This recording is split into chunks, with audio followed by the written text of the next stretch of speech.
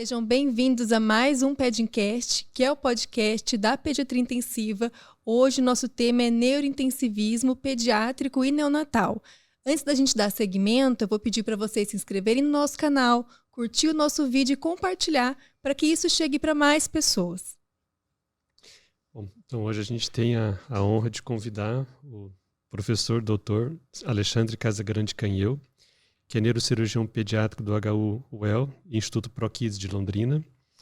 Ele é graduado na Faculdade de Medicina da Unesp de Botucatu, de 1995 ao ano 2000, coincidentemente os anos da minha graduação também. Fez residência médica em neurocirurgia pela USP de Ribeirão Preto, de 2001 a 2005, lato sensu, e neurocirurgia pediátrica de 2004 a 2006 pela Sociedade Europeia de Neurocirurgia Pediátrica, e um fellowship em neurocirurgia pediátrica também na Universidade de Berlim. Então, fica aqui o meu agradecimento por ter aceitado esse convite. Eu agradeço esse convite gentil do Dr. Arnildo, da Flávia, e vamos discutir sobre neurocirurgia pediátrica, neurointensivismo, neuropediatria e os assuntos que forem pertinentes aí à nossa área. E uma das maiores curiosidades que a gente percebe, Alexandre, tanto das pessoas que perguntam para nós e até curiosidade nossa mesmo. Eu, por exemplo, algumas vezes fui abordado, né, do porquê pediatria e porquê medicina intensiva pediátrica, né? Parece que é um funil tão estreito. E eu acho que com a neurocirurgia é a mesma coisa. Então, a neurocirurgia já é um estreitamento das especialidades e a neurocirurgia pediátrica é um estreitamento ainda maior. Então, eu queria saber como que a neurocirurgia pediátrica chegou até você. Boa pergunta. Eu sempre fui extremamente curioso demais. E assim que eu entrei na faculdade, a maior curiosidade, até como leigo que a gente era sobre cérebro e questões relacionadas à neurologia. E logo nas primeiras semanas, a neuroanatomia assim, me deixou mais fascinado mesmo. As peças anatômicas e tal, e todo mundo falava que neuroanatomia, qualquer coisa era difícil, né? Mas por que é difícil? Vamos ver por que é difícil isso. Aí eu comecei a estudar mais, né? A me dedicar mais e comecei a gostar daquilo.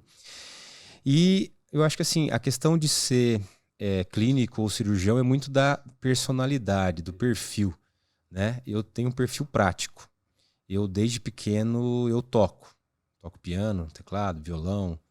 Depois comecei a cantar e assim, essa coisa de trabalhar com a mão, né? Então a questão da cirurgia estava muito mais próxima de mim. No entanto, a gente, obviamente, o cirurgião não nasce sabendo, você tem que estudar o máximo possível de tudo. Então eu falei, eu vou me dedicar aqui vou ver o que dá, né? Neuroanatomia, e aí eu fui ser monitor de anatomia, de neuroanatomia, e obviamente gostei, depois neurofisiologia, depois semiologia, neurosemiologia, monitor de neurologia, até que chegou na hora de escolher, e eu tenho esse perfil prático, vou fazer neurocirurgia.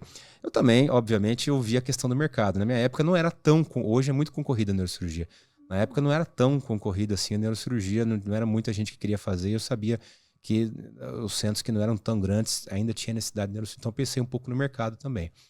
A questão da neurocirurgia pediátrica, aí a gente pode fazer um paralelo. Eu sempre gostei de criança, demais de criança, assim, de estar perto de criança e de ser carinhoso com criança, com as crianças da minha família, irmãos, primos, filho de primo, sempre uma criança perto, eu queria brincar, etc.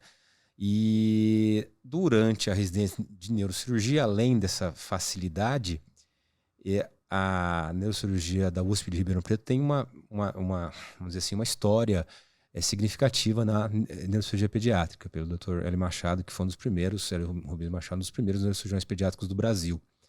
Inclusive, ele foi um dos primeiros que trouxe o ultrassom, que é o ultrassom, que eu uso bastante ultrassom, vocês sabem, né? E eu aprendi muito com eles lá, esse negócio de você carregar o ultrassom, que praticamente faz parte da sua propedêutica armada, é o estetoscópio do neurocirurgião pediátrico, é o ultrassom. E isso me deixou assim, eu sempre fiquei à vontade nesse universo pediátrico. E a multidisciplinaridade da pediatria que me chamava a atenção também. Quando eu passava nos estágios, por exemplo, neuro-oncologia pediátrica, a gente tinha as reuniões, tinha reunião, assim, então ia psicologia, enfermagem, os terapeutas e tal, e o foco na criança e na família, o foco não só na doença, né? eu sempre achei isso interessante, sair um pouco da doença e focar no doente ou na família que está vivendo aquilo, né? Uma das coisas que eu sentia facilidade, inclusive, era na gestão de crise, né? Você tem uma criança doente, é uma crise tremenda na família, né? Os pais ficam doentes, a família inteira fica doente, então você chega naquele momento, você tem que gerir uma urgência, uma crise grande. Eu sempre tive um pouco mais de facilidade com relação a isso. No mercado, dentro da neurocirurgia, você pode procurar, tem pouco neurocirurgião que gosta de operar criança ou que vai para a área de neurocirurgia pediátrica. Então essa é outra coisa que me chamou atenção no mercado também, de conseguir me colocar nessa dificuldade toda de mercado. E quando eu vim para Londrina, realmente não tinha ninguém se dedicando a isso. Então foi juntar a fome com a vontade de comer, né? Então é mais ou menos aí o caminho. E a gente vê muito a neurocirurgia, a UTI parece que é um casamento ali, né? As crianças são crianças complexas. Eu vejo o perfil de alto desafio, né? Não é um processo fácil, porque a criança já é difícil, a questão patológica, enfim, a família associada, que são famílias também, que já têm, às vezes, uma vivência diferenciada. Como que é essa funcionalidade, né? A neurocirurgia, a UTI, como lidar, quem são essas crianças, essas indicações? Então, isso é muito significativo. Mesmo porque, por exemplo, se a gente for falar desde o início, né, a neurocirurgia pediátrica, ela tem a gente começa lá na neurocirurgia fetal, né, nas crianças com malformação. Então, essa criança nasce, ela precisa do máximo de suporte possível. Ela vai ter o suporte do neonatologista ali, a hora que nasce, e vai para a UTI. A gente já tem o contato ali desde sempre. Né? Qualquer procedimento que a gente vá fazer em criança é obviamente com suporte de UTI. É muito, então a gente precisa estar muito ligado com o UTI. Eu, sinceramente, eu acho que não deve ter nenhuma cirurgia, por mais simples que seja, que a gente não peça pelo menos um suporte de vaga de UTI. E é uma coisa que eu sempre falo com as famílias, porque existe essa questão do cultural, que UTI é igual a grave, né? Quando você fala para a mãe de UTI, então, por exemplo, estou no consultório falando de cirurgia eletiva, aí eu vou falar de UTI, parece que a mãe dá aquele pulo para trás. Medo, assim, né? A gente fala assim, é importante a UTI para o cuidado, para o suporte, não é assim, as famílias já associam UTI com gravidade e morte, né? E acho que do grande papel meu, do neurocirurgião que trabalha com criança, é tirar essa coisa. Assim, a criança vai operar a cabeça, vai morrer. Abriu a cabeça de criança, morre. Né? Isso aí, sangue é pequenininho. A gente vê isso, inclusive médico falando isso aí. Né? Então, assim, meu grande papel é mostrar que não. A neurocirurgia pediátrica ela é muito mais funcional. Ou seja, a gente faz uma cirurgia para a criança ficar melhor do que ela está, do que propriamente uma questão simples de salvar a vida e vamos ver como é que fica. Né? Então, acho que tem né, nessa sua fala, duas coisas importantes. A intercambialidade mesmo, não tem como você separar a neurocirurgia pediátrica da UTI. E essas duas coisas, o suporte da vida no momento crítico e, ao mesmo tempo, o suporte da equipe, de uma forma geral, para a tranquilidade. Né? Então, a gente opera um bebê, às vezes um bebê prematuro que foi prematuro. Hoje ele já tem lá 2, 3 meses. É uma criança que é mais fácil fazer apneia, mesmo que seja uma cirurgia mais simples, né? Vamos dizer assim, uma DVP, uma derivação ventrículo-peritoneal. Né? O bebê foi prematuro, tal, mas é um bebê que é muito mais fácil fazer apneia, é mais fácil fazer broncoaspiração. Às vezes é um bebê que é anêmico, relativamente anêmico, uma pequena perda de sangue já pode facilitar uma acidose ou coisa parecida. E os pequenos pacientes não são pequenos adultos, né? Então, assim, por isso que acho que a pediatria tem que ser muito bem analisada, e a maior parte dos neurocirurgiões que eu conheço tratam criança como pequenos adultos. E não é assim, porque o equipamento é totalmente diferente para operar, técnicas muitas vezes são diferentes, ou a mesma indicação de cirurgia, que às vezes a gente nem opera alguma coisa em criança sabendo que a recuperação, a cicatrização é muito mais fácil. Acho que eu fugi um pouquinho do assunto. Não, é ótimo que a gente vai ligando as coisas aí, é muito bom. E é interessante que realmente a gente ainda percebe que existe esse paradigma da UTI estar associado não a gravidade em si, mas a um desfecho desfavorável. Então, muitas famílias, quando fala que vai pedir UTI, é exatamente o que você descreveu. Chegam a chorar porque acham que, então, é como se fosse uma condenação para a criança. E das clínicas cirúrgicas, nós, historicamente, sempre tivemos 2 grandes parceiros, a cirurgia infantil e a neurocirurgia. E esse ano, só por curiosidade, né, nós estamos chegando a 140 admissões. Tudo bem que nós tivemos 2 pacientes que tiveram algumas reinternações, mas nós tivemos 15 admissões que estavam relacionados com a neurocirurgia. Então, acho que nunca a gente teve um percentual tão elevado assim, de 10% de pacientes da UTI que estão ligados a procedimentos neurocirúrgicos. E eu percebo, Alexandre, que assim, realmente os pós-operatórios da neurocirurgia para nós estão entre os mais tranquilos. Parte disso, e eu acho importante ressaltar, é todo o cuidado que existe para começar uma cirurgia na criança. Falou tudo, a certeza de ter um acesso venoso garantido, a certeza de ter uma arteriotomia, de ter um bom anestesista para deixar o tempo todo sincronizado. Então eu percebo assim, por mais que a cirurgia às vezes demore 8, 9 horas ou mais, as crianças chegam para nós como se tivesse passado por um procedimento curto.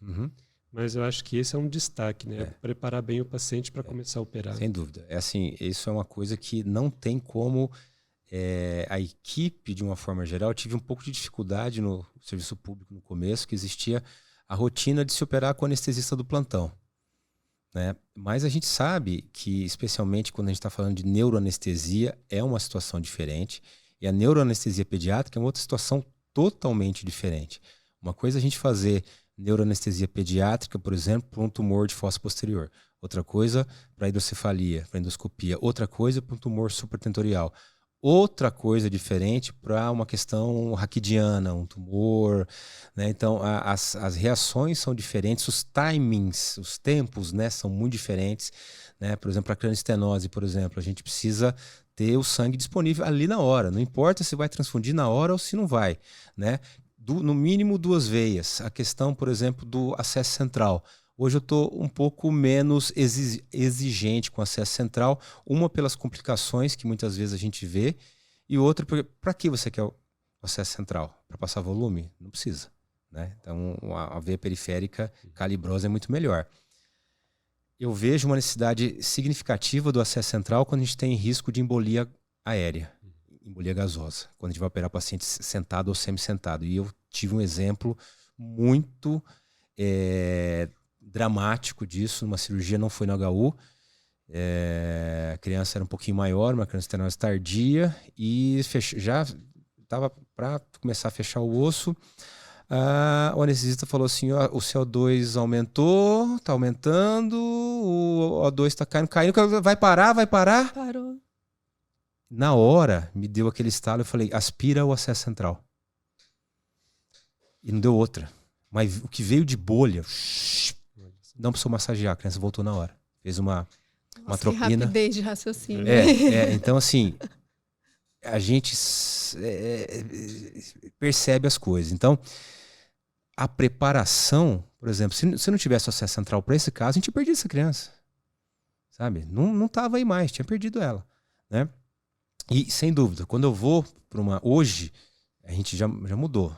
Lá no HU, os residentes já sabem, quando a gente vai operar a criança, eles já conversam com os anestesistas que são... Todo mundo sabe quem são os anestesistas que têm preferência para anestesiar as crianças. A gente conversa antes, discute o caso, e realmente aquilo que você falou.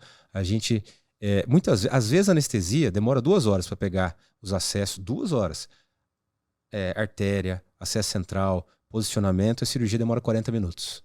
Mas não importa, não importa. Né? A criança sai tranquila da cirurgia. Vai sair, a gente consegue, por exemplo, fazer com a criança bem anestesiada, a gente faz uma infiltração no local da incisão, vai usar menos anestésico, vai gerar menos dor, e a criança vai acordar com menos dor. Já tem protocolo todo de dexametasona ou morfina que vai sair, e a criança sai mais tranquila. Já não tem como fazer cirurgia sem arteriotomia, não tem chance de ter cirurgia sem arteriotomia. Tem dificuldade, dá um jeito, pega femoral, né? E é muita diferença. né? E aí vai para UTI, aí começa o processo de ir tirando as coisas, né? Faz um exame, tira a artéria, depois tira uma veia, aí tira a sonda e tira o dreno. E realmente, no outro dia, a criança está com uma recuperação muito, muito melhor do que costumava ser. Então, por isso que eu digo, as cirurgias hoje, a gente tem que ter todo esse cuidado, porque a gente faz cirurgia funcional. Aquela coisa de fazer cirurgia para não saber o que vai acontecer, olha, pode ficar paraplégico, vai abrir a cabeça, pode não mexer o lado, pode nem sobreviver. Essa conversa já não é uma conversa mais pra gente. É bom ouvir isso, né? E os familiares que forem nos ouvir, né? Ouvir esse posicionamento, porque a família tem muito medo disso, né? Mas claro, é seu coração batendo fora do peito, sua criança. A família tem sabe? Muito medo. Então, assim, a família tem que entender que nós estamos no mesmo barco, nós estamos no mesmo ônibus, no mesmo caminho. Se der uma coisa errada, vai dar errado para todo mundo. E muita coisa evoluiu. Né? E a gente sai de casa sempre querendo acertar, né? Então somos falíveis, né? Somos humanos falíveis, por mais que a gente estuda, pode ter alguma situação que a gente esteja fora do nosso controle. Mas aquilo que eu sempre falo, o centro cirúrgico, o ambiente do centro cirúrgico, com o anestesista preparado, engajado, geralmente não é só um, são dois, né? Pelo menos 2 cirurgiões engajados, 2 anestesistas, o pessoal da enfermagem que está ali, está sabendo o que está fazendo.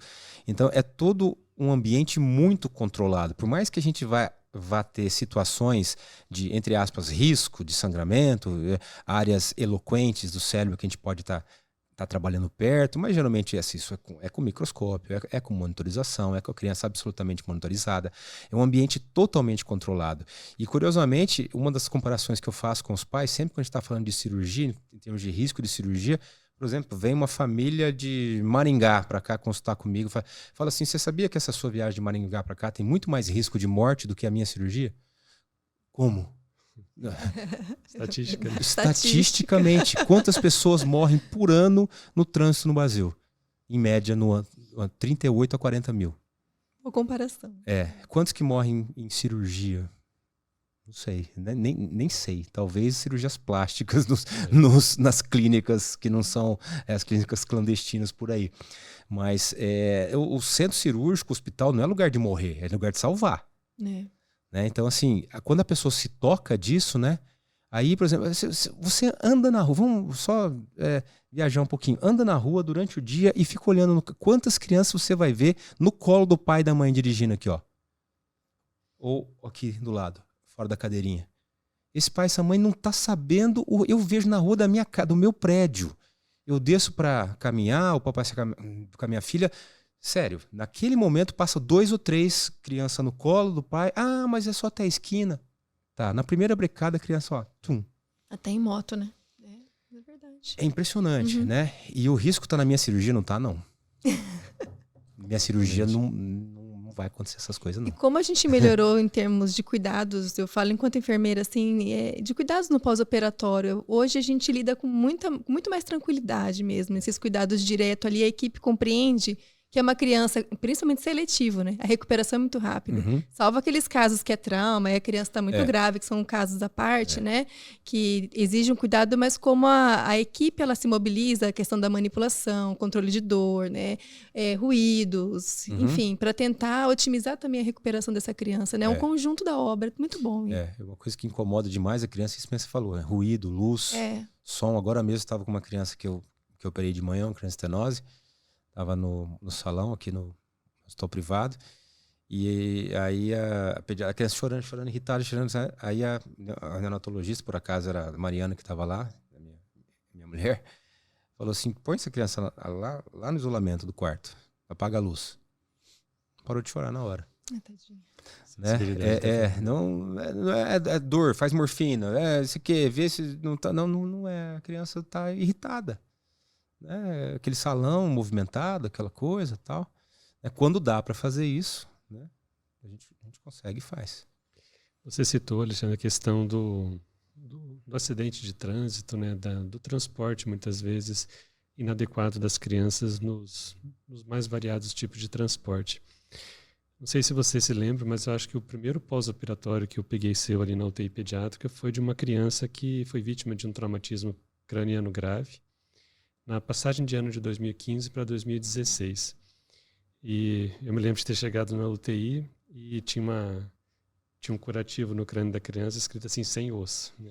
Que foi tão grave que a criança precisou fazer uma cranectomia descompressiva. Véspera de Natal, né? E esse caso nos motivou a ver o trauma de crânio de uma maneira bem diferente a partir daquilo. Tanto é que eu sempre comento, né, que desde 2015 nós não tivemos nenhum óbito por trauma de crânio, porque a gente tentou assim otimizar de todos os modos, né, a assistência a esse paciente, seja às vezes até lá no pronto-socorro mesmo, quando o pronto-socorro pede a nossa ajuda.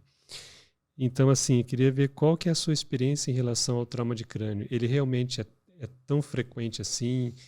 Porque para nós, na nossa visão de terapia intensiva, eu acho que as malformações cerebrais, os tumores e o trauma de crânio são os principais diagnósticos dentro da UTI.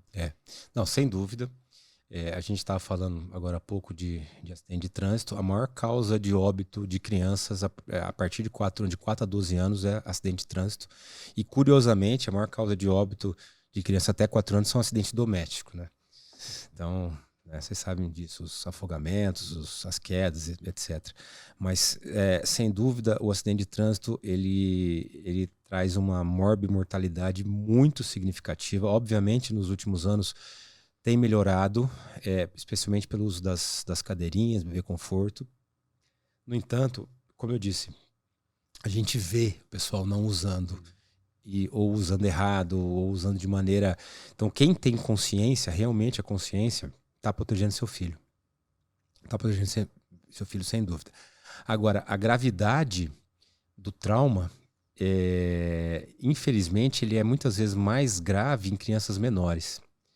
Se a gente for ver a relação do peso e volume cabeça-corpo, imagina uma criança solta no banco de trás de um carro, criança aí de aproximadamente 2 anos, ela tem a sua cabeça, aproximadamente 1/3 do corpo.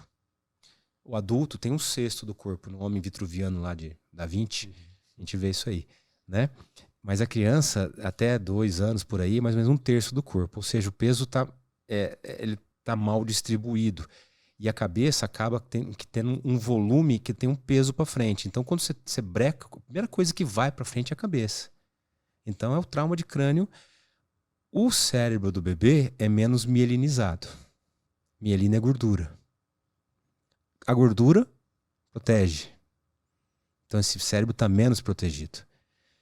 O cérebro do bebê, o crânio do bebê é mais maleável. Em parte, é protetor. Em parte, não. Então, assim, talvez a natureza tentou compensar a maleabilidade do crânio com a falta dessa maleabilidade do parênquima cerebral. O parênquima cerebral mais duro, ele vai ter uma inércia de deslocamento mais rápido e as forças de cisalhamento para causar lesão axonal difusa maior. Então, a gente vê com alguma frequência lesão axonal difusa em criança pequena. Né?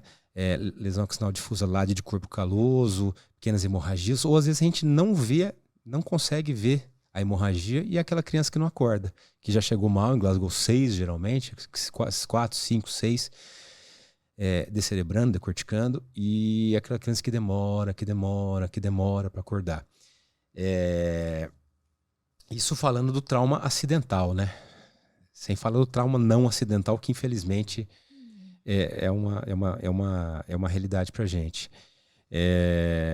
Então, assim, o trauma de crânio, hoje, na nossa realidade, por exemplo, no HU, a gente tem tido menos do que a gente já teve. A gente já teve mais. Do ponto de vista de cuidado, a gente realmente tem conseguido ter uma resolutividade melhor, principalmente com os protocolos mais ágeis de craniotomia descompressiva. Quase sempre é difícil a gente dizer, nós não temos pique disponível, já aconteceu isso no passado. Poxa, é caso para pique, mas não tem pique disponível. Não lembro nesse passado recente alguma situação que a gente não tenha tido pique, né? Monitor catéter de pressão intracraniana disponível para monitorizar, que é uma das coisas que faz bastante diferença. Eu acho que é isso, né? A gente tem conseguido lidar de maneira mais agressiva, vamos dizer assim, nesses casos, né? Esse caso eu lembro bem, esse caso, essa criança que você falou saiu, né? Então, ele saiu. É. E assim, com sequelas significativas, mas não decorrentes do trauma primário. Que foi um trauma muito grave, né? E acho que a sobrevida dele, que para a família foi extremamente importante, foi, acho que a cranectomia descompressiva ela foi essencial. Sim. Ficou com o segmento de crânio implantado e depois, mais tarde, o crânio foi reconstruído. E a gente percebe assim que essa parceria com a neurocirurgia na conduta desses crianças vítimas de trauma de crânio é essencial. Você citou o catéter de pressão intracraniana, que para nós ele é uma ferramenta objetiva. Uma coisa é trabalhar achando que a pressão intracraniana está aumentada, a outra é de fato estar. E como que a gente percebe assim, que muitas condutas nossas, seja terapia hiperosmolar, seja sedação, analgesia, bloqueio neuromuscular ou até mesmo suporte hemodinâmico, ela está muito vinculada à pressão intracraniana. Manipulação, né? Controle, ruído. E a gente percebe mesmo, né? Às vezes um falar mais alto do lado, a gente percebe a pressão intracraniana subindo, na hora que vai aspirar a criança, vê a pressão intracraniana subindo. E a outra é a questão da tomografia. O quanto que a tomografia parece que foi um norte mesmo, assim, para diagnóstico e acompanhamento do trauma. E eu percebo que na pediatria, de modo geral, sempre existe essa dúvida. Qual é a criança que tem que pedir tomografia? Saindo um pouco do trauma grave, que vai precisar de UTI. E qual é a criança que precisa de pressão intracraniana? Então, eu queria saber da sua opinião. Não existe neurointensivismo sem pressão intracraniana. Monitor de pressão intracraniana. Isso é uma coisa que não tem. Assim, trabalhar no escuro é uma coisa que não faz sentido em 2023. Né? Então, assim, é inaceitável. É um procedimento fácil, rápido de fazer. Em último caso, dá para se fazer na própria unidade de terapia intensiva, não precisa levar para o centro cirúrgico. Então, é uma coisa que não tem desculpa. Então, assim, precisa fazer. Qual que é a indicação? Toda criança com tomografia alterada e com nível de consciência alterado. Certo. Né? Criança que você não vai conseguir. Não precisa estar. Tem aquela coisa, né? Tá entubado e sedado. Não é necessariamente assim. Né? Você pode ter, por exemplo, uma contusão. Uma criança em Glasgow 12, 11, uma criança que não vai estar entubada e que tem indicação de monitorização da pressão intracraniana. Pode parecer um contrassenso a pessoa acordada com monitor de pressão intracraniana, mas não é bem assim. Né? Estando sedado, obviamente, né? A criança, o paciente, se ele estiver agitado, ele pode se arrancar e ficar pior ainda a situação.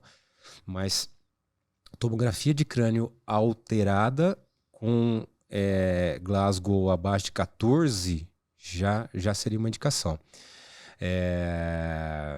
E não de colocação de PIC. A tomografia, realmente, assim, se a gente está lidando com um paciente com PIC, o princípio de você colocar um monitor de PIC é não ter que ficar fazendo tomografia seriada. Né?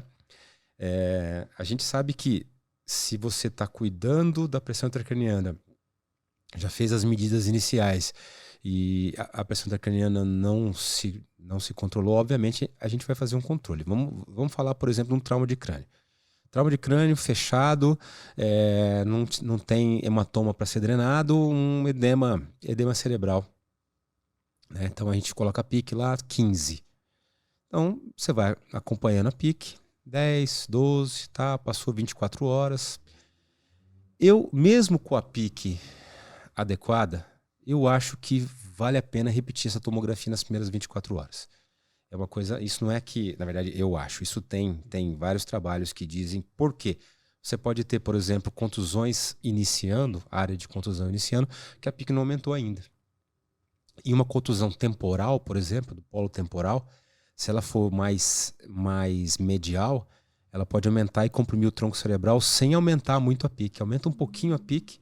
Então você precisa ter, quando a gente analisa a tomografia, especialmente contusões do lobo temporal, a gente precisa saber se a gente precisa dividir o lobo temporal em 3 partes, se é mais medial, se é intermédio ou se é mais lateral, para saber que tipo de cuidado que a gente vai ter, até quanto que é tolerável essa PIC. Então, nessas 24 horas, fez uma tomografia, tá ok, eu acho que a partir daí a gente só faz tomografia se houver um descontrole. Então, uma falta de controle com a PIC acima de 20 é uma situação que a gente precisa ver o que está acontecendo, né? Fazer a avaliação da tomografia, se de repente tem algum motivo ou outro, surgiu um coágulo, um hematoma ou o edema aumentou.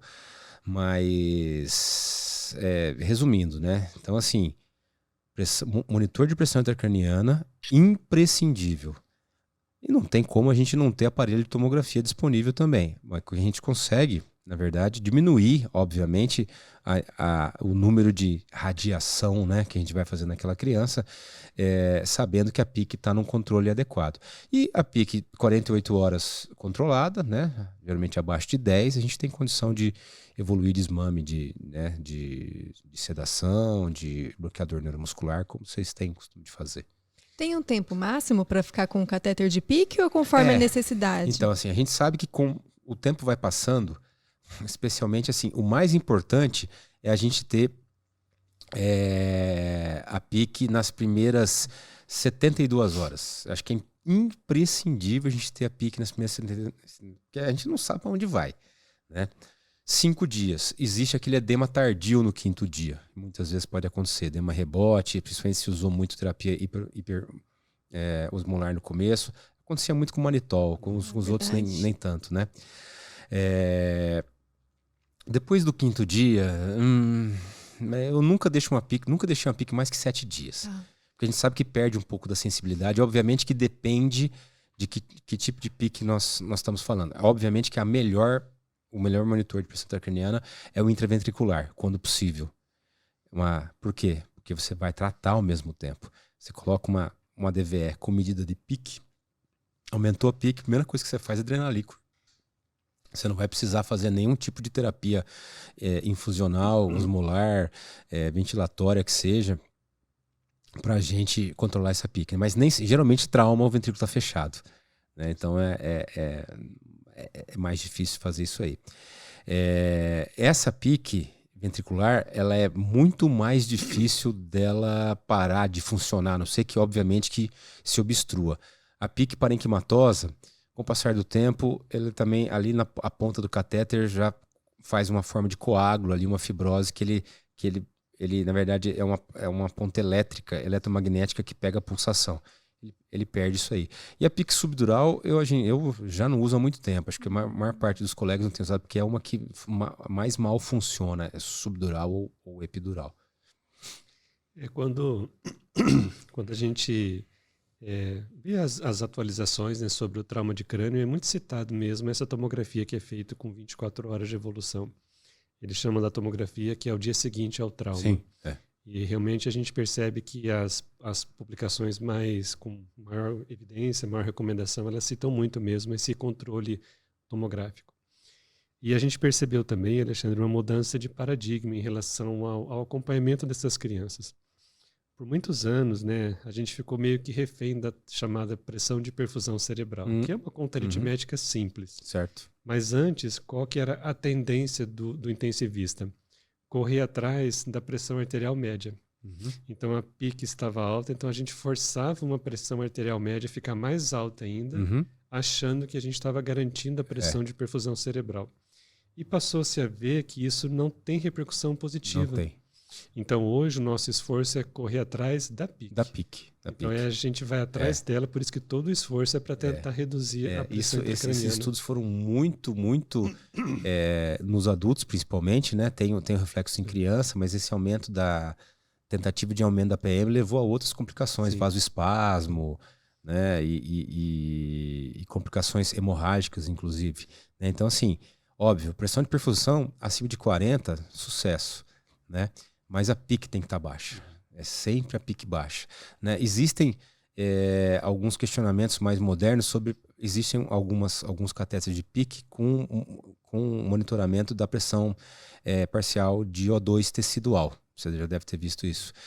É imprescindível? Não é imprescindível. Mas quando tem, é uma coisa a mais para ser vista. Mas a PIC realmente não tem...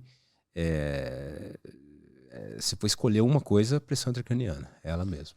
Confesso que você citou uma coisa que para mim é quase que um sonho de consumo, porque a gente sempre teve essa questão do hemometabolismo, que acho que é uma das coisas mais fantásticas que o nosso organismo tem, é o hemometabolismo cerebral. E cada vez mais se cita mesmo essa questão de você monitorizar a pressão parcial do oxigênio no sistema nervoso central. Antigamente era feito muito isso através do bulbo de jugular. Mas hoje tem realmente transdutores intracranianos que conseguem dar essa informação de pressão parcial de oxigênio no sistema nervoso central, coeficiente de extração de oxigênio cerebral.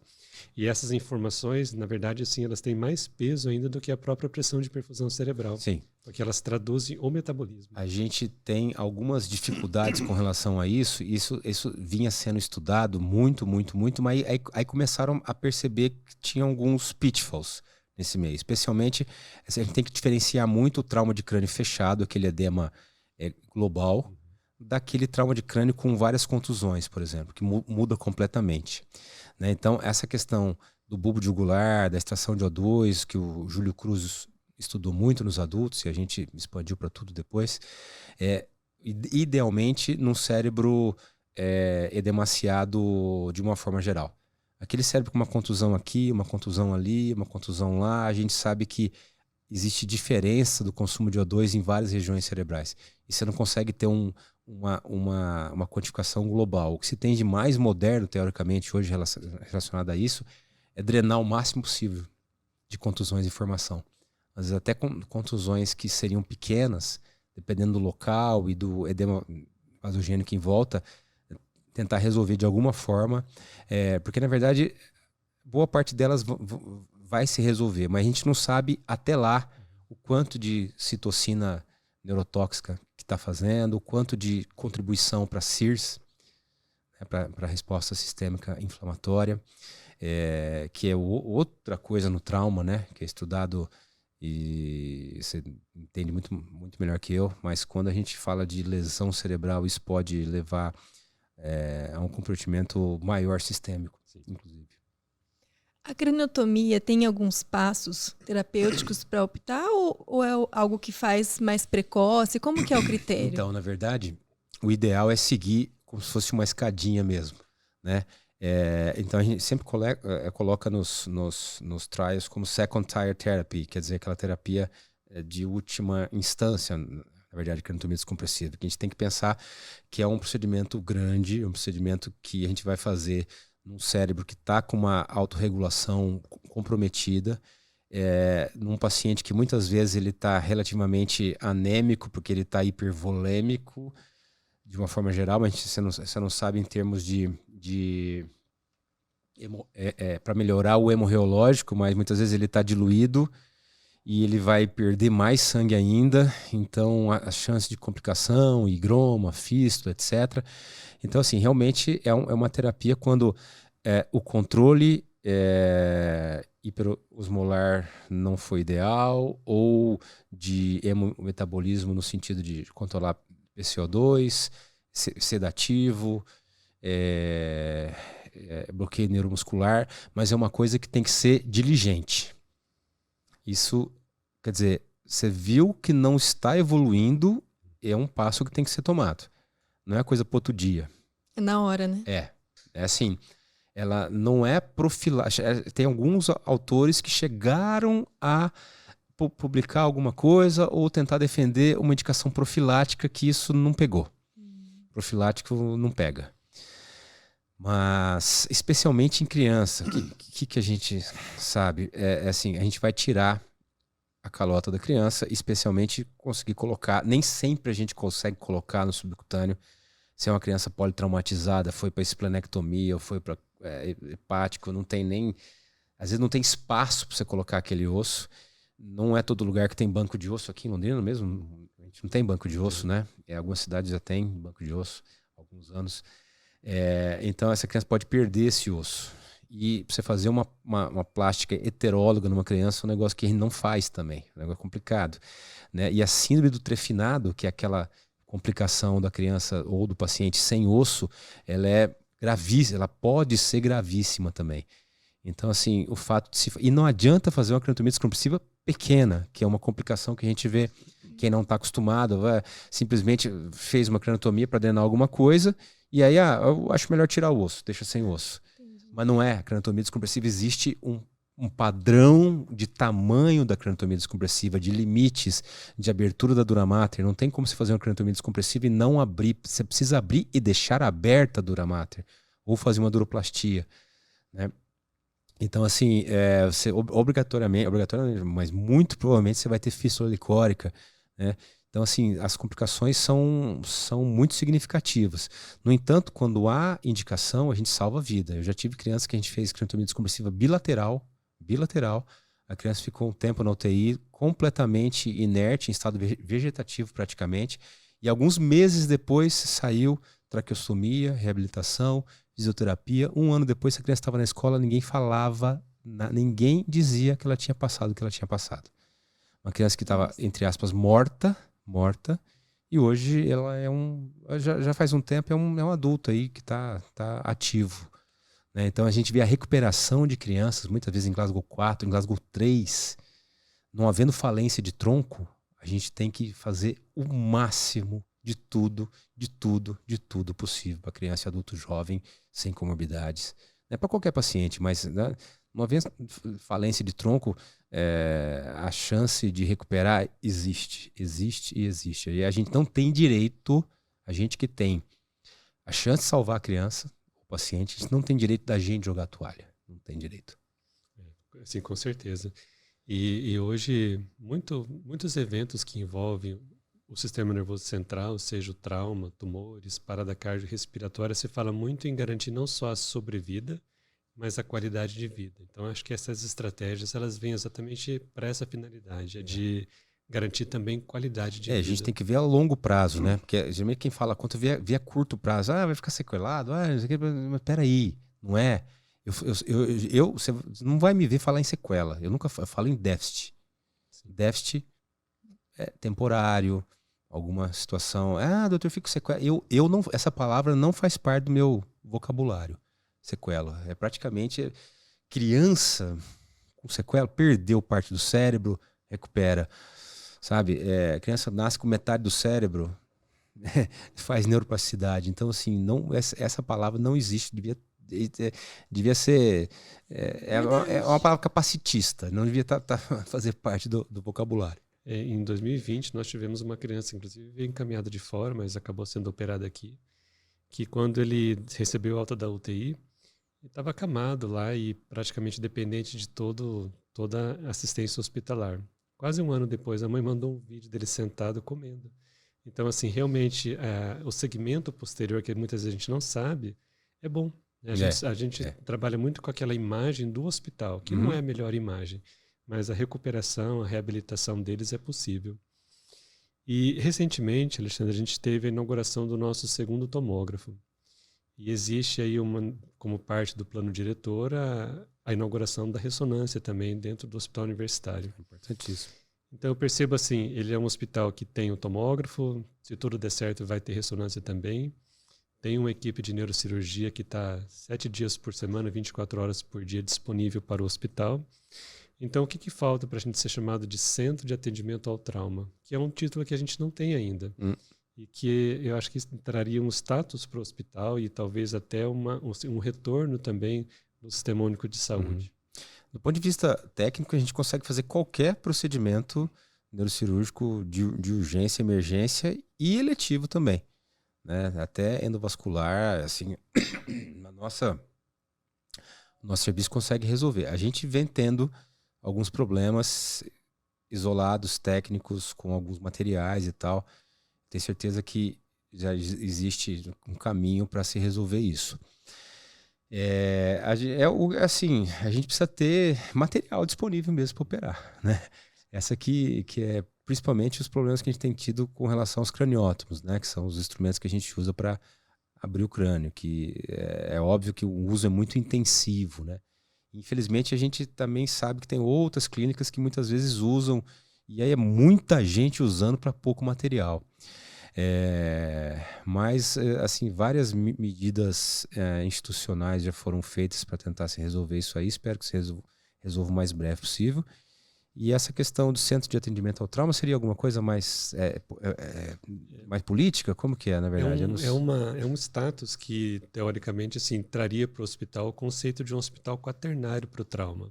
Porque nós somos terciários na maior parte do atendimento e, atualmente, assim, o que é reconhecido como centro quaternário é o centro de queimados, né? Porque daí ele acaba sendo referência para os serviços terciários. Certo.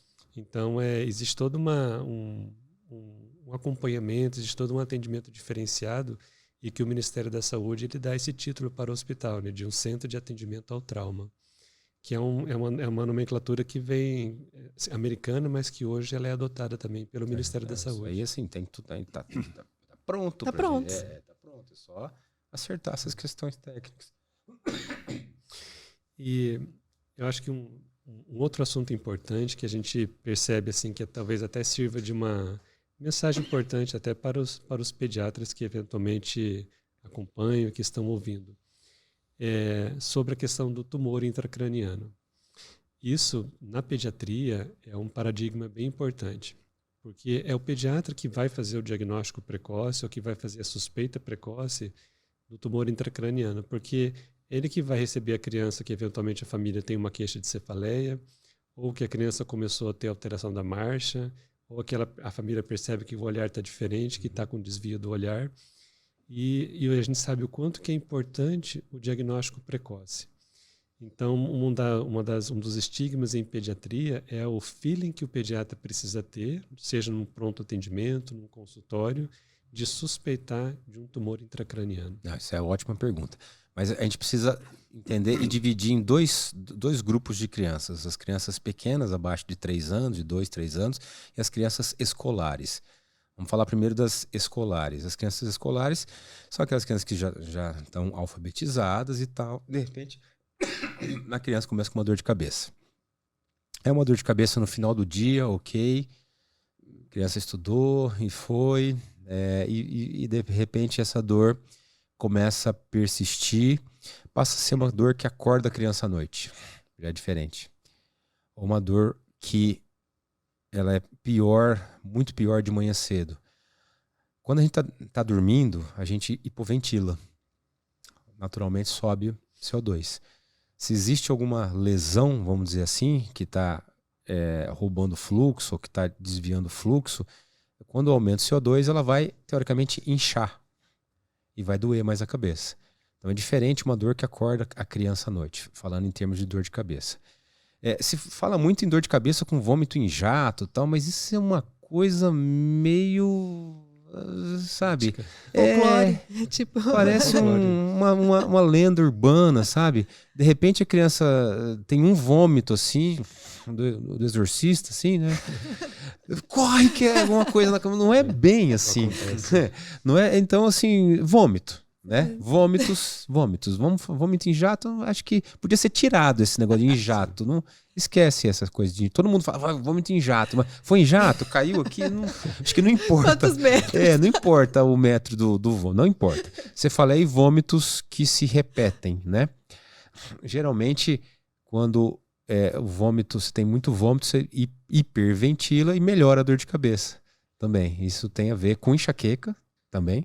E com questão relacionada ao tumor. A criança que, de repente, ela mudou a letra. Criança que escreve e, por algum motivo, ela mudou a letra. Ou a criança que, de repente, estava tudo bem na escola, ficou muito desatenta. Ou sonolenta fora dos horários. Ou alguma habilidade que tinha, deixou de ter. E, obviamente, os olhos, né? Estrabismo, visão dupla.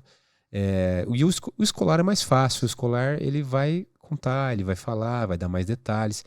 Crianças pequenas, crianças que estão tendo os seus ganhos neurológicos que a gente vê muitas vezes semanalmente. Criança próxima de 1 ano, de 2 anos, semanalmente você vê essa criança evoluir. Né? Você vai deixar de ver a criança evoluir, obviamente.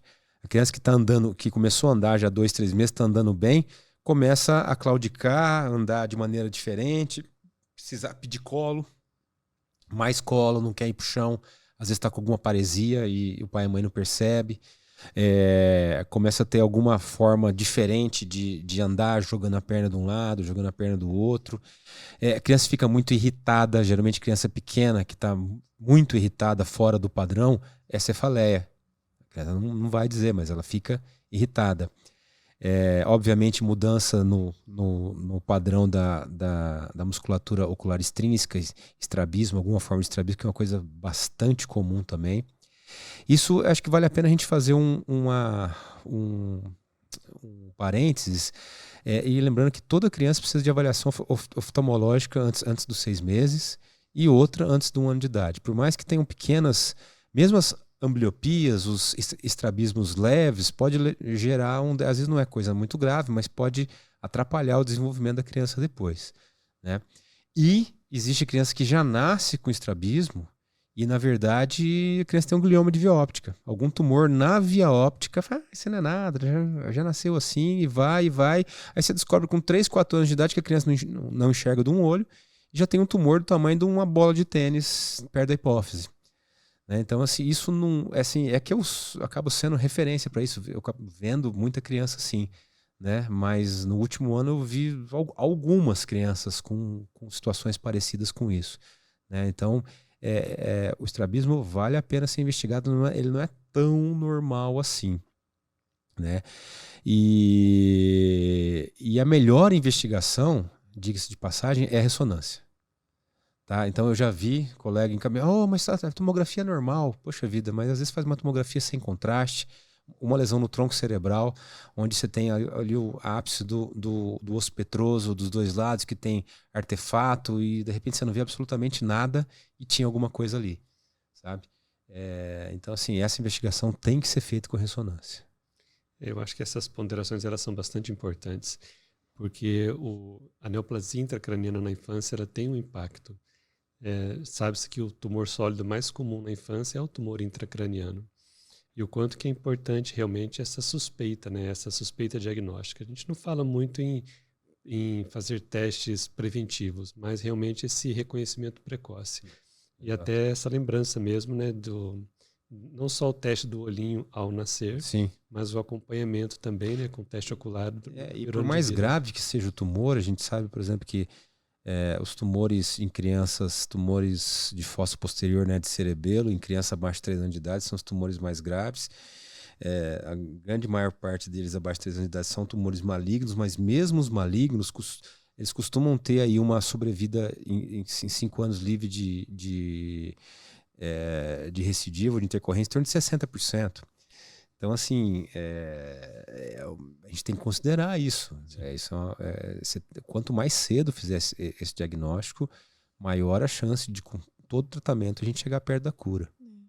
Informações importantes, né? Nossa, pensando assim, para o pediatra, mas também na puericultura, né? Multiprofissional que acompanha essas crianças, até os pais, né? Que vão ouvir. E são detalhes, né? Será que a gente está reparando nos nossos filhos, nesses detalhes? A letra, por exemplo, eu não tinha parado para pensar na letra, por exemplo, né? Pedicolo, né? Ou pedicolo, fala, não, acho que pode ser mãe, mas pode ser realmente ser essa cefaleia. Então, eu te ouço como profissional, mas eu te ouço como mãe. eu vi em você, sabia? Eu fui falando, eu fui olhando para você, falei assim, ela mudou o olhar. Eu falei assim, eu fiquei pensando na olhar letra da não Ana. Esse olhar é de mãe, esse olhar não é de profissional. E são informações muito importantes. Tudo que a gente traz aqui, claro que tem aplicabilidade profissional, mas muitos pais nos ouvem, né? Sim.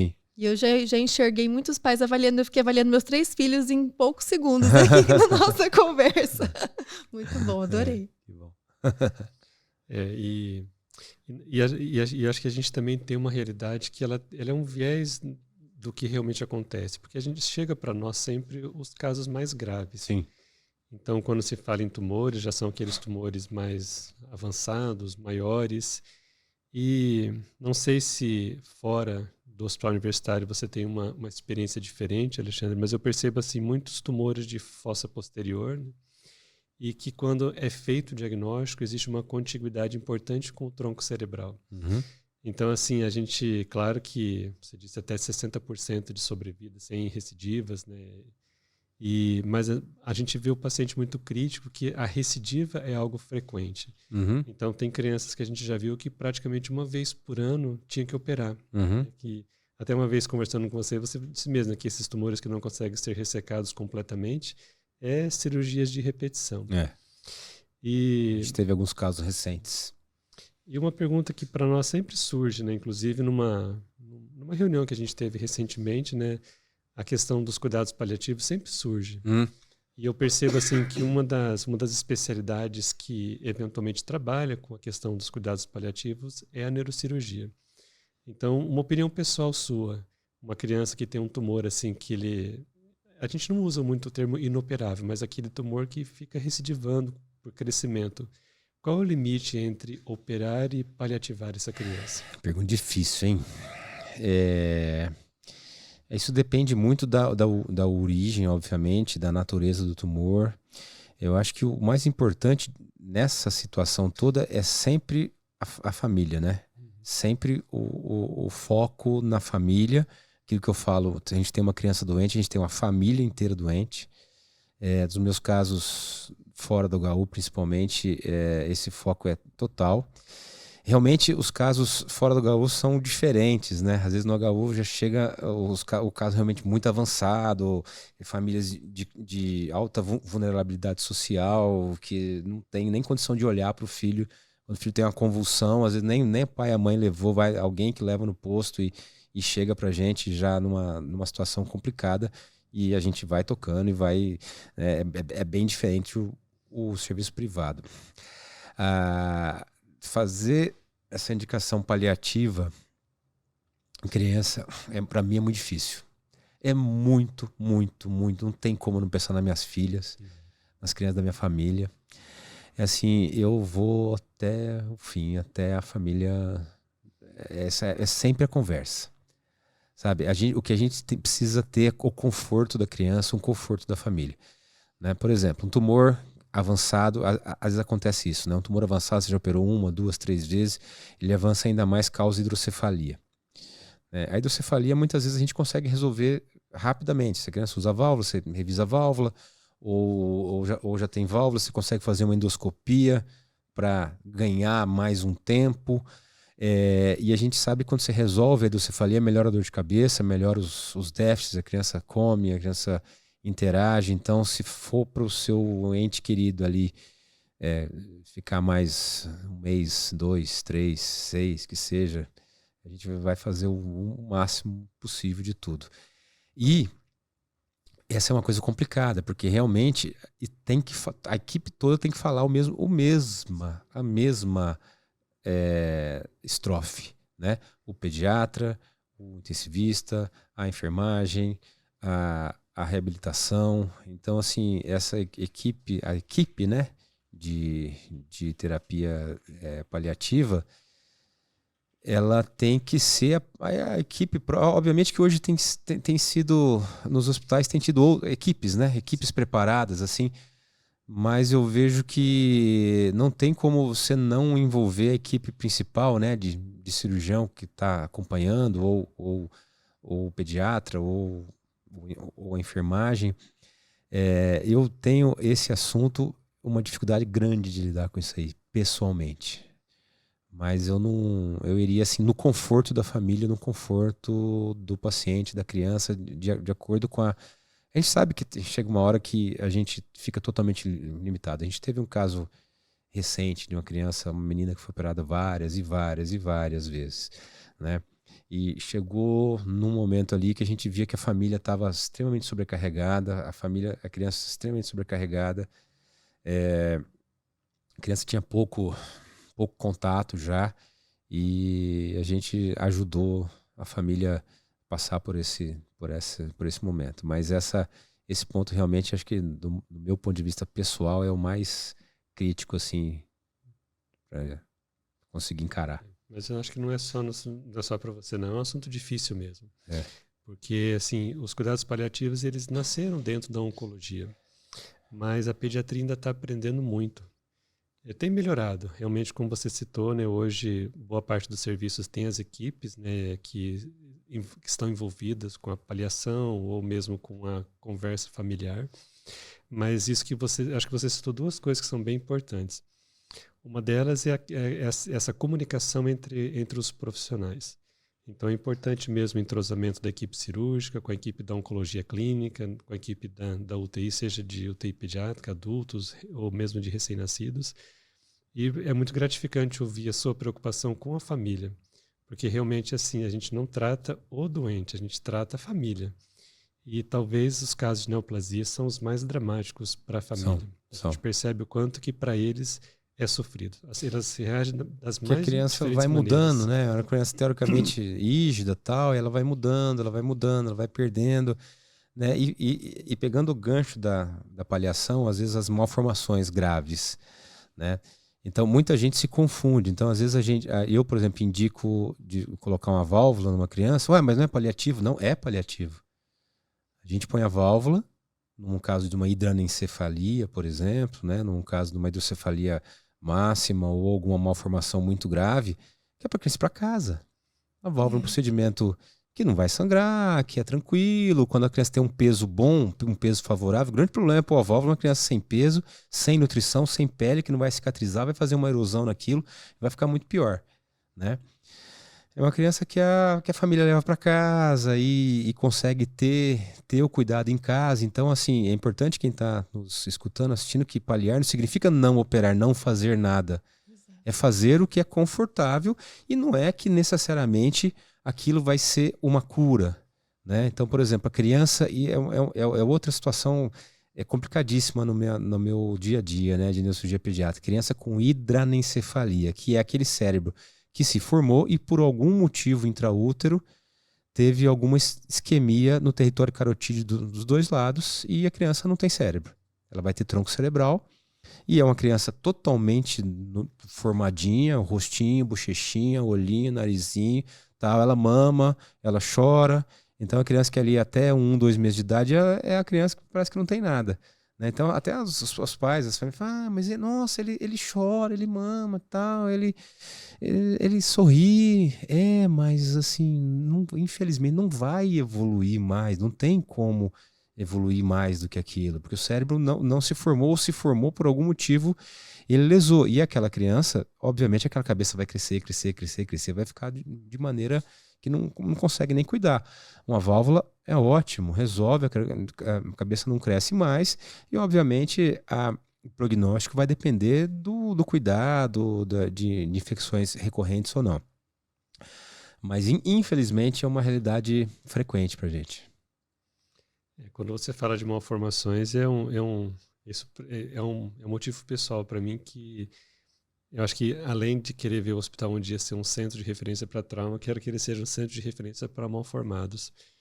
Porque na nossa realidade de UTI, a gente trabalha com uma população de crianças, né, que tem malformações das mais variadas, incluindo as do sistema nervoso central, como essas que você citou. E eu acho que uma das coisas que mais me impressionou, que mudou a minha visão, foi sobre os pós-operatórios de correção de crâniosinostose.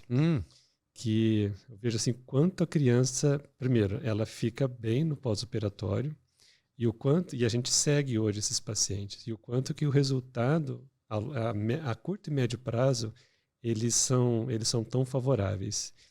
É uma cirurgia que eu percebo assim, talvez para você não seja, mas quando eu imagino a técnica, parece que é algo complicado, porque depende de destreza, depende de um material adequado, mas que juntando a experiência profissional, a destreza profissional com um bom material, como que o resultado mudou? Eu sou suspeito de falar que eu sou um apaixonado pela crânioestenose, uma das coisas que eu mais gosto de fazer, eu me dedico muito mesmo. Talvez, eu acredito que no Paraná sou o que mais opera crânioestenose, um dos que mais opera crânioestenose no Brasil. De janeiro até agora, maio, eu operei 20 crânioestenoses. É um grande volume, né, contando HU e fora da HU. Realmente, isso, a gente tinha um volume grande quando eu entrei no HU, no final de 2012, começo de 2013. Tinha crânioestenoses tardias, tinha crânioestenoses que não tinham sido operadas e não tinham sido resolvidas. A gente não tinha material adequado, a gente foi fazendo como dava para fazer naquela época. E, obviamente, tivemos bons resultados, tivemos resultados não tão bons. E isso eu fiz, assim, publiquei aqueles resultados, mostrei para a direção. Isso eu tenho que saudar demais a direção do HU, que me apoiou desde sempre. E hoje a gente tem conseguido, com esses resultados que eu mostrei, que a gente poderia melhorar. Hoje eu faço a cirurgia de criança estenose no HU da mesma forma, com material de altíssima qualidade, da mesma forma que eu faço fora. Talvez seja o único hospital público, no Paraná com certeza, no Brasil não sei, mas um que usa placas absorvíveis para as crianças estenoses. Isso é uma grande... Dá trabalho para a gente conseguir, mas a gente acaba conseguindo. Demora um pouco mais, obviamente. Tem toda uma questão de judicialização, né? Mas a gente tem conseguido. E isso envolveu, desde lá de trás, a doutora Luísa também, no começo, para a gente fazer o protocolo. Logo no início tivemos dificuldade séria com relação aos anestesistas, até uma complicação seríssima. Com o óbito de uma criança, infelizmente, por uma complicação anestésica imediata, logo no fim da cirurgia, falta de assistência. E depois disso, a partir disso, a gente fez uma sindicância, vamos dizer assim, e criamos protocolo bem estrito assim, para ser seguido para as crianças estenoses. Tá? Então isso leva hoje uma cirurgia com baixo... Nem toda cirurgia a gente faz transfusão. Né? Na minha série... na minha última série publicada, 64% de transfusão, então tem 36% de crianças que não precisam de transfusão. Nenhuma complicação com esses materiais mais novos, nenhuma complicação do tipo de deiscência, osteomielite, infecção, fístula licórica, nenhum tipo de complicação. Complicações intraoperatórias rapidamente resolvidas, como, por exemplo, lesão de dura mater ou lesão de seio venoso, que muitas vezes é uma coisa complicada, mas a gente consegue resolver rapidamente com esses materiais melhores. E, obviamente, com a neuroanestesia pediátrica, a preparação da criança, exames melhores, craniotomo de mais qualidade. Então, a gente tem tido pós-operatórios bem mais tranquilos, realmente. Então, a gente, de uma média, você deve estar acostumado, a gente opera de sexta, geralmente domingo a gente dá alta. Sim. Né? No máximo, segunda-feira dá alta. Né? É mais ou menos o que eu consigo fazer no meu serviço privado mesmo. Em 2 ou 3 dias, no máximo, a gente consegue dar alta. Né? E como você disse, realmente, é uma cirurgia que envolve ali uma destreza, a gente tem que estudar algumas questões de cirurgia plástica óssea. Em muitos serviços o cirurgião plástico entra junto, mas não fez parte da minha formação. O cirurgião plástico fez parte do neurocirurgião atuar como o plástico do crânio. Não há problema nenhum nisso, né? Só a gente ter existem treinamentos específicos em modelos. Hoje tem modelos que reproduzem. Na minha época a gente fazia em cursos dos aparelhos de craniotomia, fazia com crânio de cabra, crânio de bode, crânio de... Né? Hoje é feito com molde hiperrealista. Né? Então você consegue cursos hoje que você consegue incisar a pele do molde e você tem sangramento e você trabalha o osso que é um osso parecido. Então, assim, os cursos hoje, para quem se interessa com isso aí, é sensacional. Precisa dedicar um pouco, mas a gente tem sucesso com esse tipo de cirurgia, sim, bastante. A gente abraçou tanto a causa que os pacientes que fazem a cranioplastia, eles não vão mais de alta para enfermaria, eles vão de alta direto da UTI para casa, né? Porque é tão rápido, a internação é tão curta.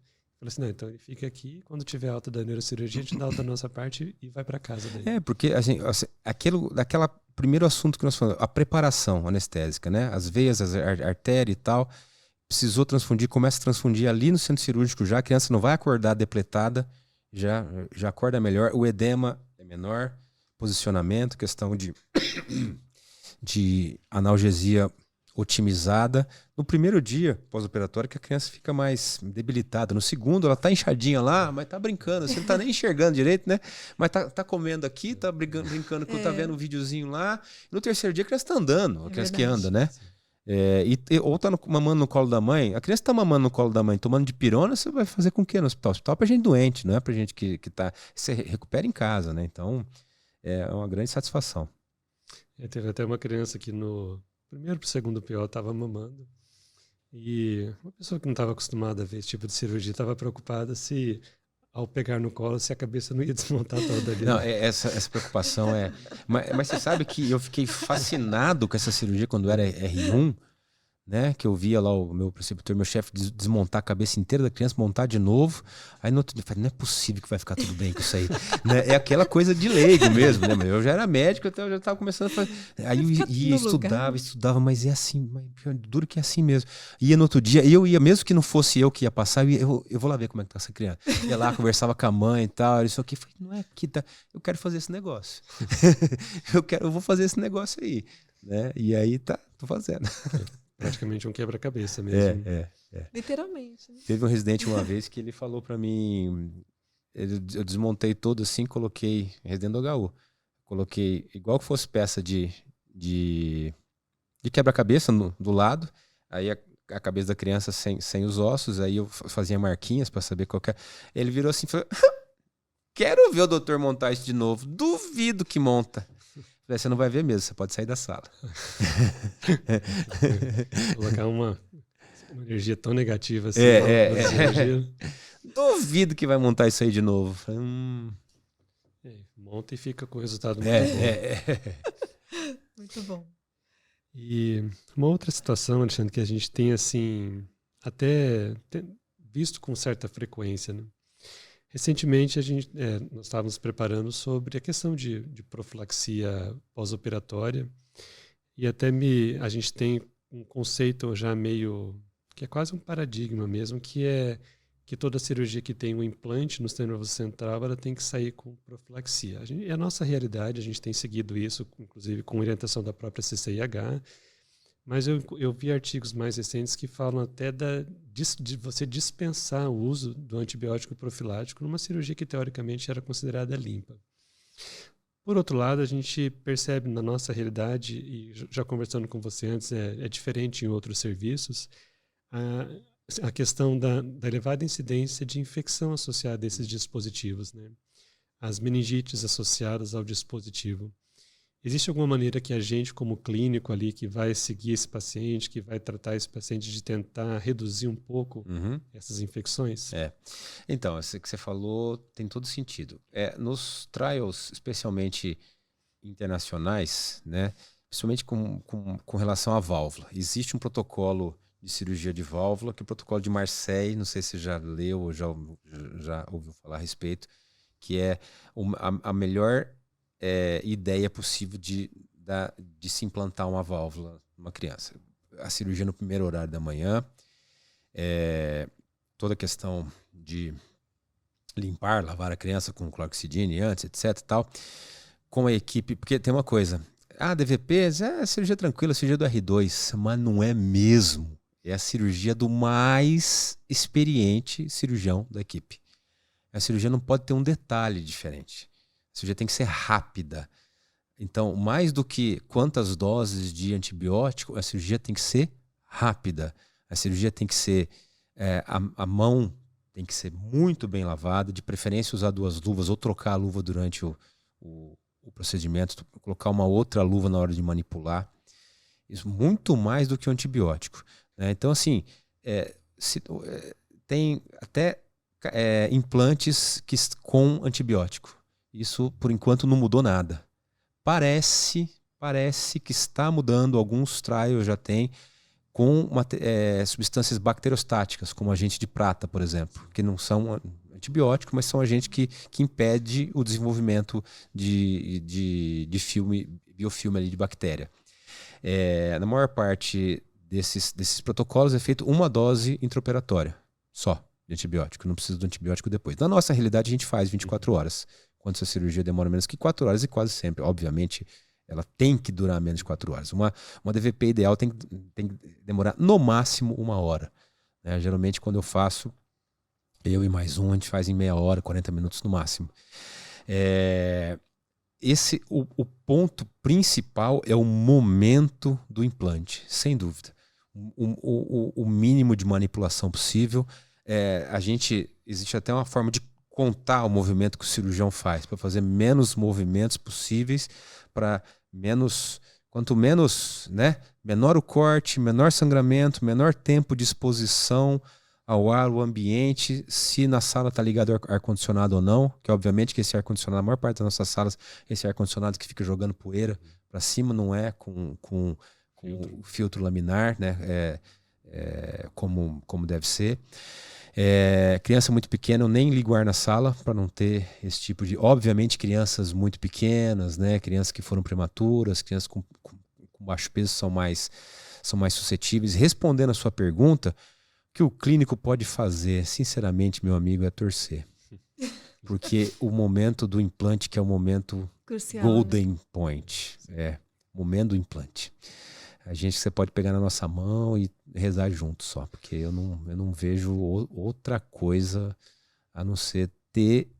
Infelizmente, a gente vê dentro do hospital universitário, não só o nosso hospital universitário, qualquer hospital universitário, um índice de infecção chega até 30%. Sim. Infelizmente, nós tivemos épocas que chegaram até 50% de infecção. O índice normal, que se espera, é em torno de 5%. Né? Na minha série recente de válvula fora do hospital é zero. Nunca tive uma infecção de válvula fora do HU. Nenhuma, absolutamente nenhuma. Né? Então, assim, porque a gente segue esse protocolo a risco, primeira cirurgia do dia, menos pessoas. Geralmente, quando eu faço eu e uma instrumentadora só, menos mão possível, menos dedo possível, menos dedo para furar a luva. Né? Então, assim, tudo na mão, tudo preparado, coisa rápida, corte pequeno.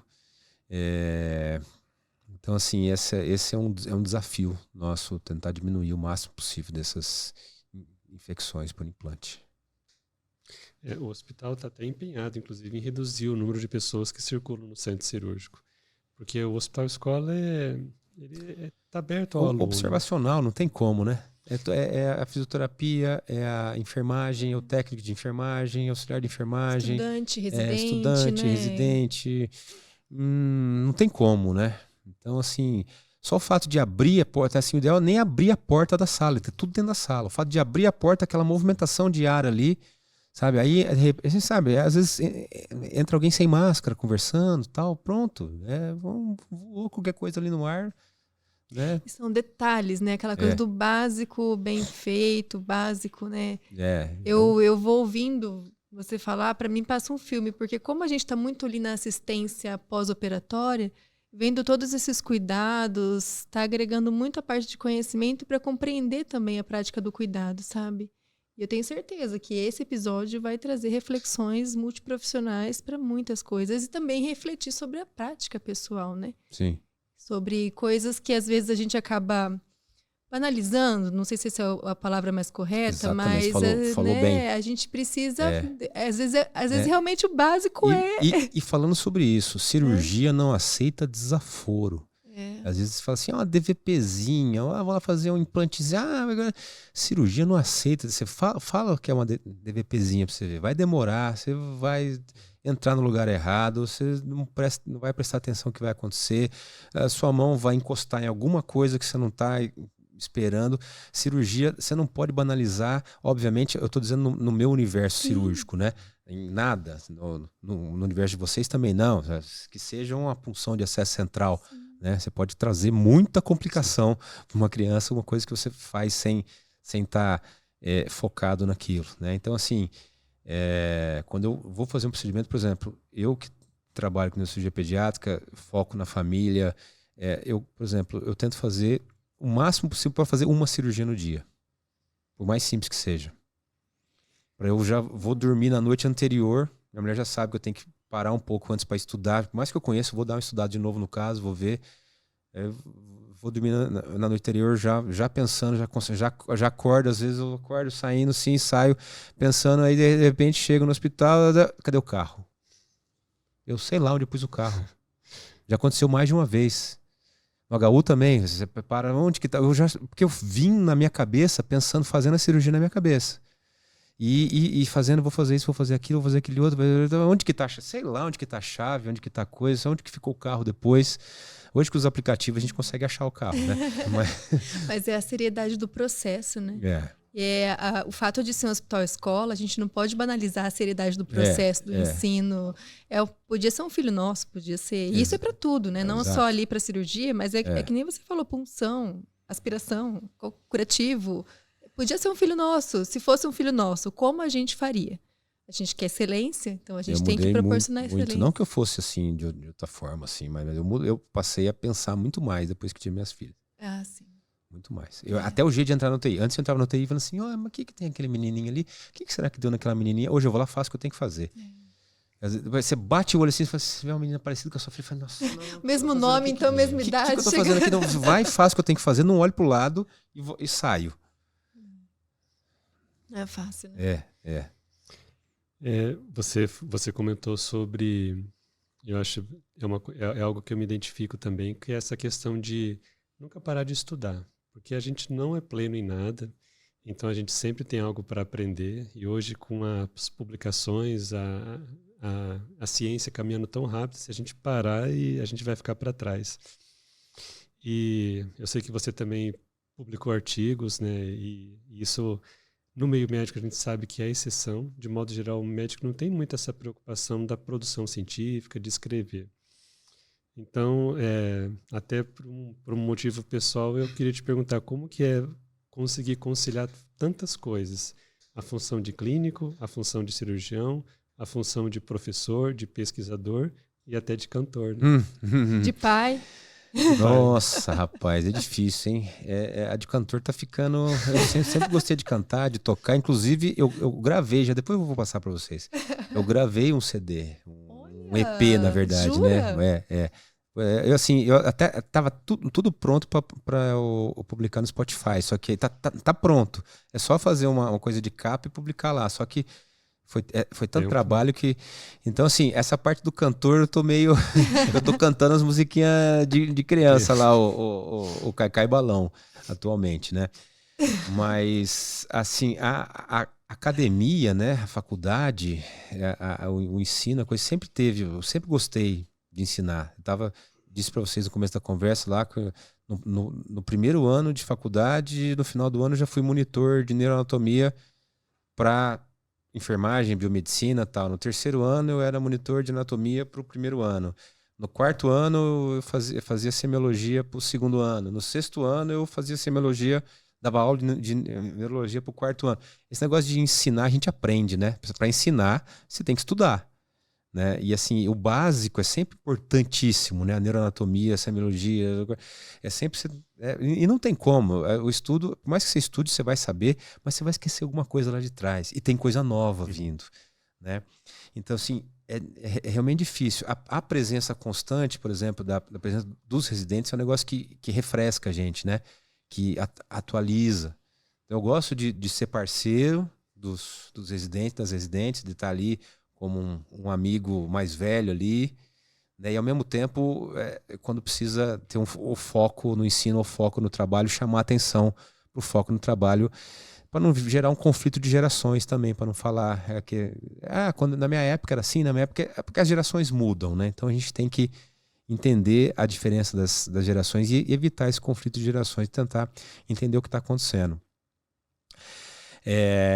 A minha vida profissional tem tido um crescimento grande do ponto de vista privado, especialmente com a mídia social, que a gente está aqui fazendo um produto de mídia social. Eu tenho feito bastante coisa, a minha rede social, o Instagram, tem crescido bastante, atingido muita gente fora da cidade de Londrina, fora do Brasil, inclusive. Eu tenho a grata satisfação de hoje fazer, muitas vezes eu faço mais consulta online do que consulta presencial, e muitas vezes com brasileiros que moram fora do país, até estrangeiros. Já operei estrangeiros também. Então, assim, a gente vê que com a mídia social, a nossa região não é mais Londrina, é o Brasil, e é além do Brasil. Então, a nossa, vamos dizer assim, responsabilidade aumenta muito mais. A gente não sabe, estava conversando no meio da conversa, né? No começo da conversa, a gente não sabe onde que essa conversa aqui vai chegar.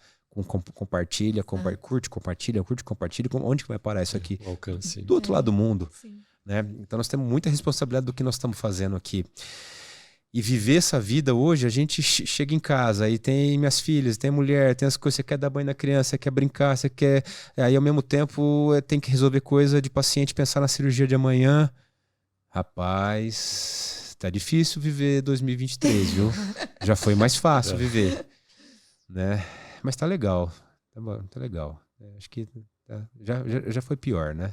Há 2 anos atrás a gente sabe o que nós passamos, né? E estamos aqui vivos. E que bom saber que não sou só eu que esqueço onde o carro está estacionado. E aí eu queria que você aproveitasse, Alexandre, e falasse desse prêmio importante que você ganhou das Forças Internacionais de Paz da ONU. A ONU é um órgão que muitos, às vezes, até não leem muito, não sabem muito sobre ela, mas é uma organização mundial que está muito voltada para a população.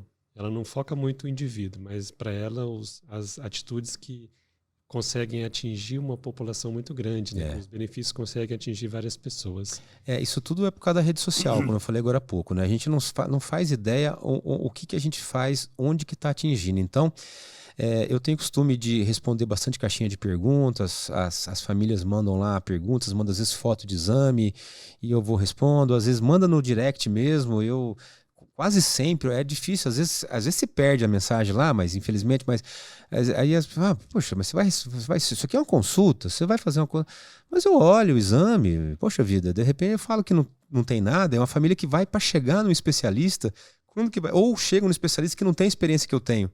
E eu posso dizer, isso aí não é nada. E a família fica tranquila. Ou não, isso tem que ser visto. E aí, isso tem que ser visto, a família valoriza aquilo, marca uma consulta comigo, muitas vezes vira paciente meu também. Então, não deixa de ser uma forma de... E eu venho fazendo isso, e de alguma forma você acaba ficando mais conhecido pela rede social e pessoas indicam, pessoas falam. E começou a aparecer lá nas minhas mensagens a Associação Brasileira das Forças Internacionais de Paz da ONU, mandando mensagem para mim e tal. Eu precisava marcar uma entrevista com o Dr. Alexandre. Não dei muita bola no começo, a gente acha que é trote, né? E aí falei, mas vamos marcar uma entrevista, vamos marcar uma conversa por vídeo e tal. E aí aparece lá os boina azul conversando comigo. Falei, mas é verdade essa história. Né? E aí, porque o departamento de saúde deles tem uma parte de marketing que vê isso aí, né? A gente não sabe para quem tá vendo, né? Muita gente tá vendo o que a gente posta, né? Então acabaram vendo o conjunto da obra, né?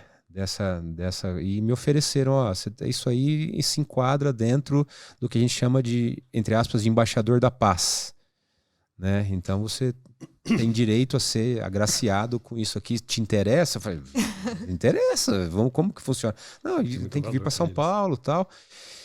E foi muito legal, foi muito legal. É um reconhecimento, assim, poxa, eu não sou tão velho assim, eu tô começando, acho que eu tô começando, assim, eu tô numa fase, a pandemia atrapalhou muito a nossa vida profissional, né? E agora, pós-pandemia, parece que depois da tempestade vem a bonança, né? Geralmente, se a gente for estudar a história, depois dos períodos de crise, geralmente vem um período de boom, pós-guerra, etc., pós-pandemias. Então, assim, cresceu demais a rede social, cresceu demais a facilidade de se comunicar pela rede social, a estabilidade das conexões. Então, a gente está muito mais próximo das pessoas, as pessoas muito mais próximas da gente. O que a gente fala está chegando, tomando um alcance maior. E assim, esse momento profissional meu tá bom, né? Tô surfando essa onda aí. E veio essa homenagem, e depois dela acabaram vindo outras. E isso é uma coisa que a gente vê as pessoas valorizando o seu trabalho. E eu tenho tanto trabalho para fazer ainda, né? Que eu falo, poxa vida, tá valendo super a pena esse a gente acaba perdendo, vamos dizer assim, tempo da nossa vida na rede social ali, preparando aqueles conteúdos, mas de alguma forma aquilo tem ajudado muitas famílias que não têm condição de ter um especialista próximo, né? Isso me dá bastante satisfação, né? E esse título, né, de embaixador da paz é um negócio diferenciado, pouca gente tem, né? Então eu fiquei bem orgulhoso de e a boina azul impõe respeito. É um símbolo muito forte, né? Que é algo que está voltado às forças de paz da ONU. Então, aí eu ganhei um diploma, né? Um diploma, tá? Uma medalha, tá lá no meu consultório, lá enfeitando o consultório e é muito gratificante. É um reconhecimento, né? E que bom pra gente ter um profissional desse no hospital universitário, né? Cuidando de muitas famílias, muitas pelo Sistema Único de Saúde, né? Então, é muito bom. É uma conversa que, né, vai chegar a muitas pessoas e me fez repensar muitas coisas também da neurocirurgia, mas no sentido do processo da humanização como um todo, né? Não, a gente entende a neurocirurgia com uma complexidade muito grande, mas a questão, a forma como você coloca, como a ideia você traz, tirar esse encantador. estigma. É encantador. Tirar o estigma da neurocirurgia, tirar o estigma de que cirurgia que abre a cabeça mata. Sim. Ou deixa sequela. Eu já falei que essa palavra não existe essa palavra. Eu acho que eu nunca mais vou falar essa palavra depois de hoje. Eu gostei É déficit, não é sequela, é déficit temporário. Né? Doutor, eu vou fazer essa cirurgia, que sequela que eu espero? Nenhuma. Se for para ter sequela, a gente nem começa a conversar. Né? Pode existir algumas situações de déficit temporários quando se manipula áreas eloquentes no cérebro. Hoje a gente consegue fazer isso com monitorização e diminuir muito a chance de acontecer. Então, assim, as neurocirurgias devem ser funcionais. As crianças têm que ficar melhor do que estava. Fora isso aí, procura outro que você vai achar que é alguém que faça isso. Né? Aqui em Londrina tem. E eu queria te propor, Alexandre, é a primeira vez que a gente vai tentar isso, que é um jogo rápido. Que, assim, para aquela questão assim, da resposta rápida e monossilábica. Tá, vamos ver. Então, a primeira. Raio-x de crânio no trauma. Pode ou já era? Já era. Par craniano ou alteração de par craniano. Exame físico ou ressonância? Ressonância. Manitol ou solução salina hipertônica? Para criança, solução salina hipertônica. Tamo junto. Trauma, tomografia ou ressonância? Trauma, tomografia. Tumores, tomografia ou ressonância? Ressonância. O que é mais difícil? Criança usar capacete ou resistir à tentação de hiperventilar o paciente? Rapaz do céu! Eu tinha até vontade de... É para ser monossilábico, né? Mas eu tinha até vontade de ter falado Fica à vontade. da hiperventilação. aproveitar. Mas hiperventilação não, normoventilação. Normo. A coisa que eu mais fiz nas UTIs até hoje era eu ia direto no respirador para ver quanto que tava a frequência. Eu já ia, não falava com ninguém. Falava, que história é essa aqui? Sabe? Então, assim, acho que o mais difícil é a tentação de hiperventilar mesmo. É boa essa pergunta, gostei. Essa foi capciosa. Até porque, assim, é o outro paradigma que a gente luta para quebrar mesmo, né? Que é para evitar a hiperventilação. E a hiperventilação nas primeiras 48 horas, que é absolutamente proscrito, atrapalha todo o hemometabolismo cerebral. Aí, o que acontece no transporte? O cara vem transportando assim, ó. Oh, doutor, já tô hiperventilando aqui, já fiz manitol. Criança acordada, assim, né? E já tô... Nossa, nem me fala. Quando a gente ouve isso, parece que a nossa cabeça é que fica com hipertensão intracraniana. Não, eu já escutei isso várias vezes. Ó, já tô hiperventilando. Falei, então para. Já deu. Nos instrumentos de corda, teclado ou violão? Teclado. O que mais agrada o cérebro? Infantil, Mozart ou Nirvana? Mozart. Definindo o neurotensivismo numa única palavra.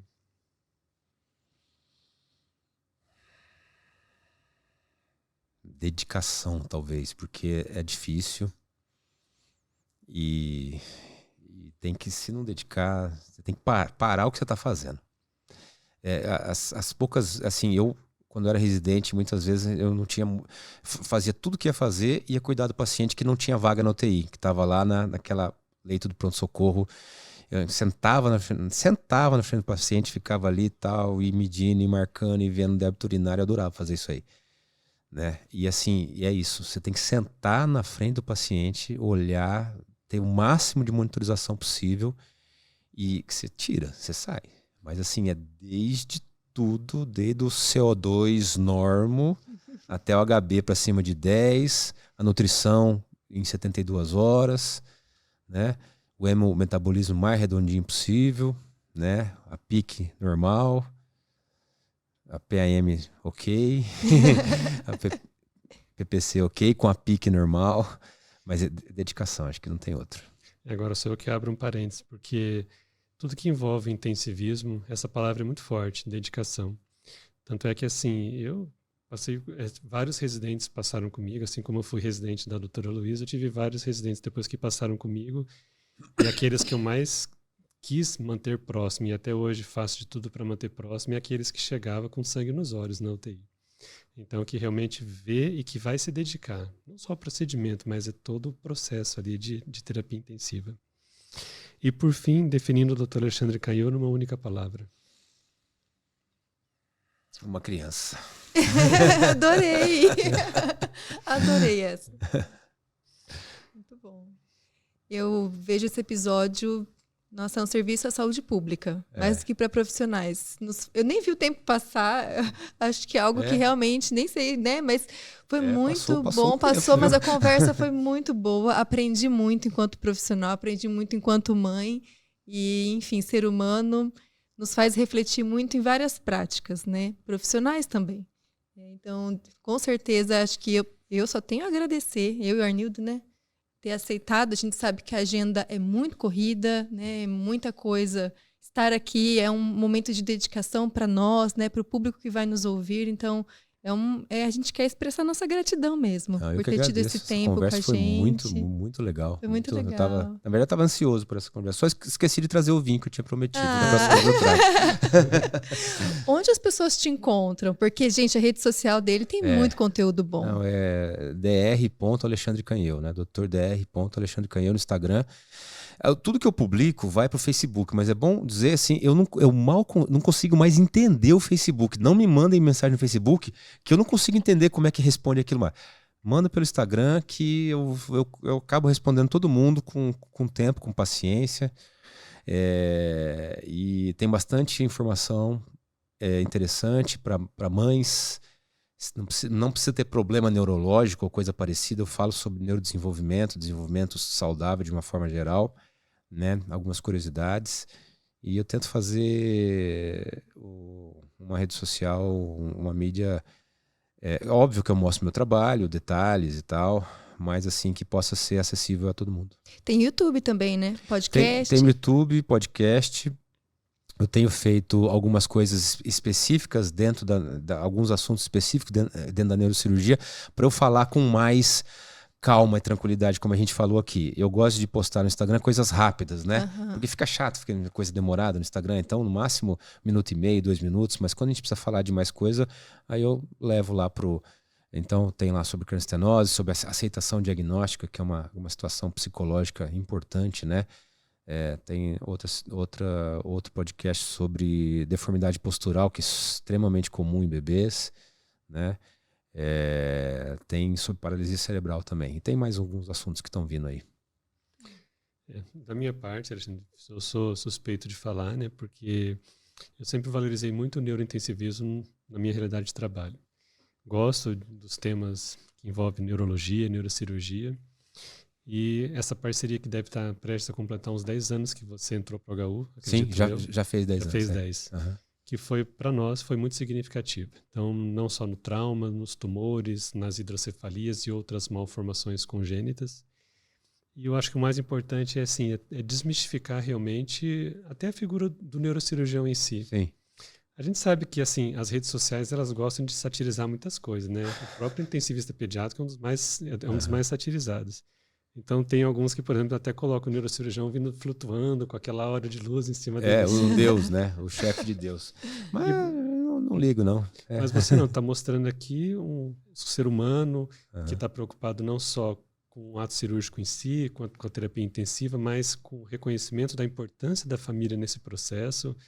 O pai, né, o pesquisador, o professor. Então, assim, para mim é muito gratificante e só vem reforçar toda a admiração e respeito que eu tenho pelo seu trabalho. Que isso. Eu agradeço demais, né? A gente sempre teve um bom contato lá no TI, assim, a gente tem altas discussões, né, filosóficas dentro dos nossos pacientes, assim,